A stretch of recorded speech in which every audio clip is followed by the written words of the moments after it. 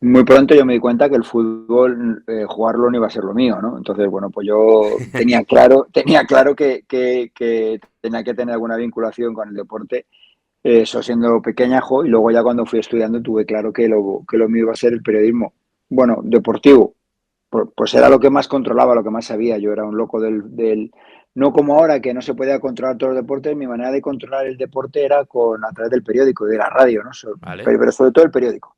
Para mí era el desayunar e ir a por el Marca. Y si no había el Marca en un kiosco, iba a otro. O sea, pero yo no tenía ningún vínculo, ninguno, con el periodismo. En mi familia no había nadie. Ahora sí, porque mi hija ya lo es y el otro, mi hijo también está en camino de serlo. Vamos, está en camino, quiere serlo.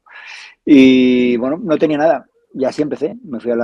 Saqué la nota para entrar en Ciencia de la Información aquí en Madrid la Complutense y empecé a estudiar. Y en tercero, si no me equivoco, bueno, pues pasé una prueba en marca, no me llamaron al principio y pasado el verano me llamaron por mediación de un compañero de la facultad que estaba trabajando, que dejó al poco tiempo el periódico.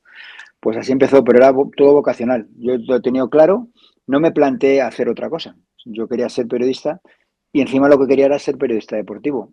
Pues se dio así. A veces los sueños se cumplen y para mí fue un sueño cumplirlo.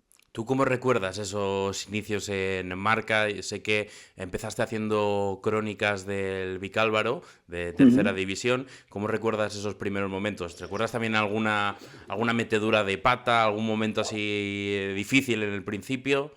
Bueno, es que antes era muy diferente al de ahora, ¿no? Ahora enseguida las llaves del apartamento se las dan al primero que llega, ¿no? Antiguamente escribir o poder meter la pata pasaba mucho tiempo porque hasta que tú, bueno, podías escribir algo, es evidente, pero pasabas mil controles, pasabas mil verificaciones, por así decirlo, los 4 líneas que se escribían, los famosos bolos, Sí. los repetías 18 veces pero ahora no, ahora ya hay esa posibilidad, esa facilidad que tienen ahora pues, para meter la pata, pues yo lo veo, ¿no? Por ejemplo, en redes sociales, en muchas circunstancias de ese tipo, porque se le da mucho poder a gente demasiado joven, inexperta, ¿no? Entonces en aquel entonces era muy complicado. Y yo la verdad es que no recuerdo así una metedura de pata, habré tenido como todos, ¿no? Pero no una que me marcara, decir, uff, ¿hacia dónde vas, no? Al revés, yo sinceramente más o menos sabía de qué iba el asunto, pero tuve la suerte de estar rodeado de grandísimos compañeros que tenía algún problema, pues me lo hacían ver, ¿no? Entonces, bueno, en ese sentido no recuerdo así ninguna gran metedura de pata. ¿Y por qué crees eso que ahora se le da, lo que decías, ¿no? La llave del apartamento ya Bueno, de primeras. porque ahora antes había una reflexión que ahora no la hay. Entonces, al no haber reflexión y ahora el querer, no sé cómo definirte. Ser el primero, ¿no? Bueno, ser el primero o ser el más innovador, ¿no? Y entonces Vale. en eso de la innovación, ahora ya no es solo lo periodístico, sino lo artístico, lo que queramos, como queramos decirlo, ¿no? Para mí ahora mismo hay una se minusvalora la información y se da más valor a lo anecdótico que hay alrededor, ¿no? Entonces, en esa construcción de lo anecdótico, pues a veces el chaval joven, chavala, joven, es más arriesgado y a veces pues no se mide. Y el problema es que no hay un control sobre lo que se hace a veces, ¿no? Entonces, en esa ausencia de control, pues hay meteduras de patas bastante importantes que antes eran por cómo funcionaba todo y porque solamente había un canal, o el periódico, la radio, o la Sí. tele. No, ahora hay, dentro de cada medio hay diferentes canales. Entonces, controlar todos esos canales es imposible.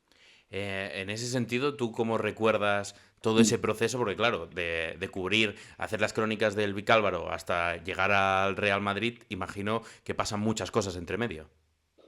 Bueno, yo no jamás olvidaré lo que significó el Vicálvaro para mí, ¿no? Yo me acuerdo cuando me llaman, antes de empezar a trabajar en el periódico, me llaman, oye, ¿te quieres hacer cargo de las crónicas del Vicálvaro? Porque antiguamente se hacían crónicas de tercera división, se hacía seguimiento a los equipos o había una página semanal, ¿no? Entonces, bueno, Ujú. pues tú ibas a pelearte para sacar información alrededor de ese equipo, ¿no? De tercera división.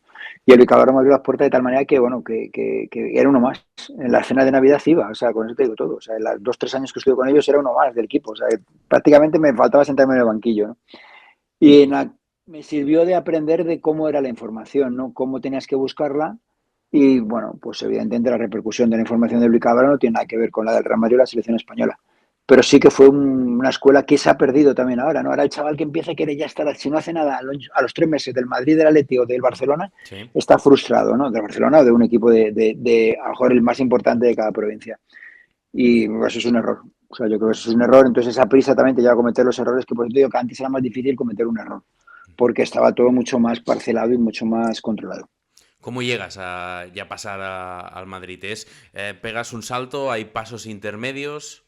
Pasos intermedios, por supuesto. Yo llego, después de estar haciendo el Cálvaro durante 2 años, o un año y pico, me llaman para entrar a la redacción. Como te Sí. dije, no fue en verano, fue justo después del verano, o sea, no fue para prácticas, sino fue para entrar a trabajar, a hacer los partidos de segunda B. A mí me adjudicaron el grupo madrileño, estaba el Madrid, el Castilla y el madrileño, entonces yo empecé a compatibilizaba los dos, aparte de hacer todas las crónicas, es decir, lo que me mandaban los corresponsales de los otros partidos del grupo. Pues ahí empecé a hacer pues al Castilla, de ahí estaba yo Alfonso, por ejemplo, Alfonso Pérez, salieron un montón de jugadores, y en el madrileño, Juanma López, Mariano Aguilar, Patri, muchísimos jugadores con los que sigo manteniendo esa amistad y que me sirvieron para empezar a entablar relaciones con ellos. Entonces ahí estuve haciéndolo un año, año y pico, y de ahí me pasaron a hacer Atlético de Madrid.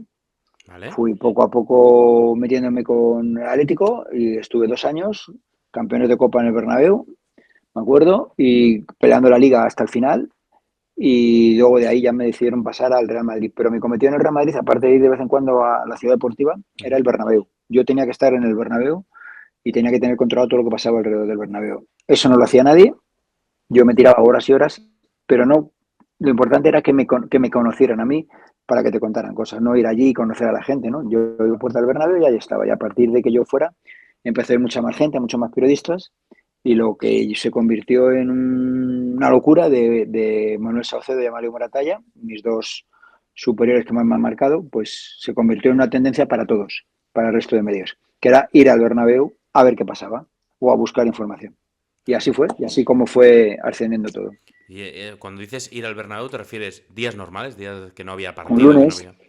yo al principio dije, bueno, ¿y aquí qué hago, no? Bueno, pues con mi coche, pues esa era mi oficina, ¿no? Estaba ahí y veía movimiento, veía entrar a la gente, salir de las oficinas. Ahora está todo, de ya unos años, eso todo lo centraliza Florentino Pérez en ACS o en Valdebebas, que es imposible Sí. estar al oro de todo porque Valdebebas bueno, es algo enorme, ¿no? El Bernabéu era todo más focalizado, y ahí pues me dio para conocer muchas situaciones y muchas noticias que sucedían alrededor del Real Madrid. Por lo que tengo entendido, José Félix, tú siempre has querido trabajar en marca y decías que ya eso, ya de niño, siempre te ibas al kiosco a buscar el marca y si no estaba en uno, te ibas al otro. ¿Por qué en marca? Bueno, pues cosas que no te sé dar una explicación, pues probablemente porque mi hermano me lo compraría la primera vez y yo lo primero que vi en casa fue el marca. Y entonces a partir de ahí quería el marca. Y si no había el marca, no compraba las. O sea, lo digo en serio. Me iba a otro kiosco y si no había el marca en ese otro kiosco, pues me la buscaba para encontrarlo. Y si no había, pues no. Era religión para mí. O sea, era algo más que comprar el marca. Pero el marca lo leía entero de arriba abajo. Entonces eso también me dio un conocimiento de todo lo que sucedía en el deporte. Yo era un loco del atletismo y lo sigo Sí. siendo, del ciclismo, hasta del tenis, porque es el deporte que más he practicado. Bueno, en fin, yo creo que para mí fue una manera de vida el marca. O sea, no solo una manera de entender la profesión, para mí fue una manera de vida cuando era niño y luego ya, pues, siendo adulto.